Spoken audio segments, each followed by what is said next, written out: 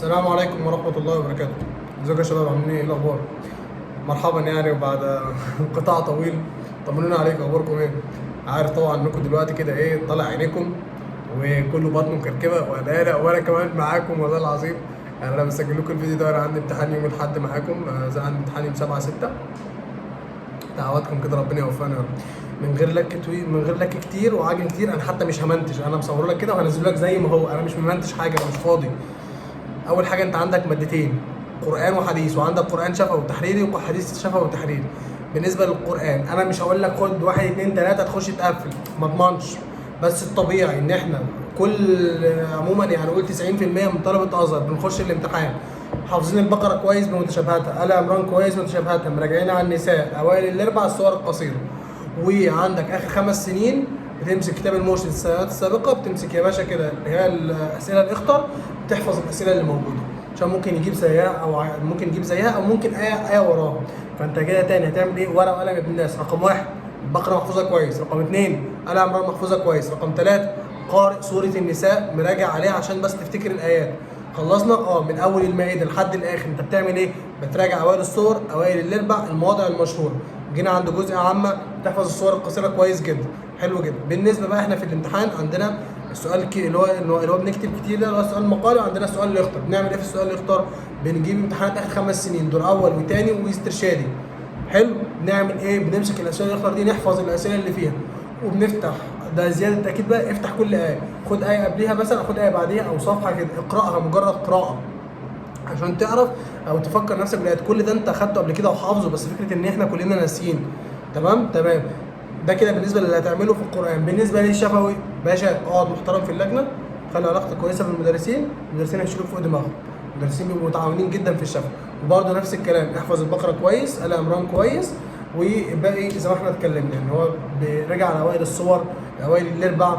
الكلام ده الامتحان بيبقى في اللذيذ جدا وزي العسل. نيجي للحديث.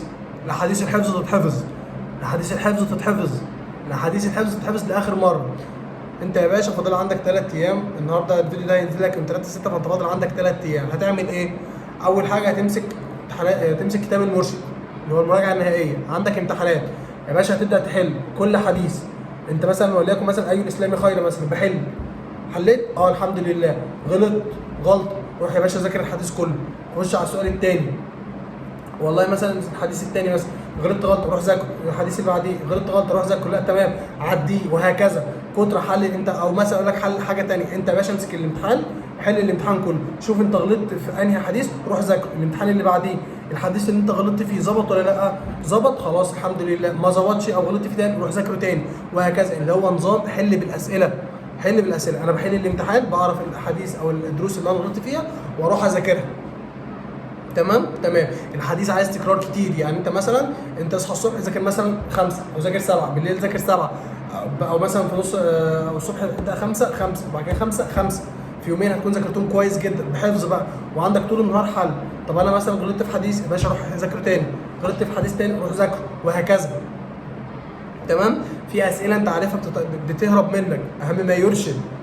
تمام، حلو جدا. يبقى انت بالله كده بقى في الحديث انت عندك تحفظ الحديث الحفظ، معاني المفردات كويس، الاسئله اللي بتتكرر في الامتحانات كتير تحفظها، اللي هي في الدرس، اهم ما يرشد الى الحديث. فوكس بقى على اهم ما يرشد الى الحديث. بقى في اسئله علم تحفظها لي كويس جدا بعد اذنك، وفي حاجات اكمل تحفظها بعد اذنك. تمام، زي الفل. بعد كده انت يا ريت تحل بالمره امتحانات الادبي الحديث اللي عندك، عشان بيجي فيها اسئله محترمه. حلو باشا. بالنسبه للشفوي اقعد كويس في اللجنه حضرتك محترم، وبرده المدرسين ما شاء الله بجد ربنا يحفظهم، بيبقوا يعني ايه، بيبقوا هاديين في الشفوي ما شاء الله. تمام. ويا باشا انت خلصت الاحاديث خلاص، يومها انت مذاكر الاحاديث الحفظ كويس، مذاكر معاني المفردات كويس، مذاكر الاسئله الشائعه كتير، اهم ما يرشد، عشان كده هتتسال. بص يعني على ايامي كانوا بيسالوا الحديث اللي عليه حفظ انت بتسمع اهم ما يرشد، الحديث الحفظ انت بتسمع اهم ما يرشد. خلاص يلا، ان شاء الله ربنا يوفقكم وتخرجوا من الامتحان مبسوطين، وربنا يا رب يجبركم، وما تنسوش تدعوا لنا دعوه حلوه كده. وطبعا كومنت كده لذيذ لو انت استفدت، وما تنساش اللايك الجميل. والسلام عليكم ورحمه الله وبركاته حبيبي.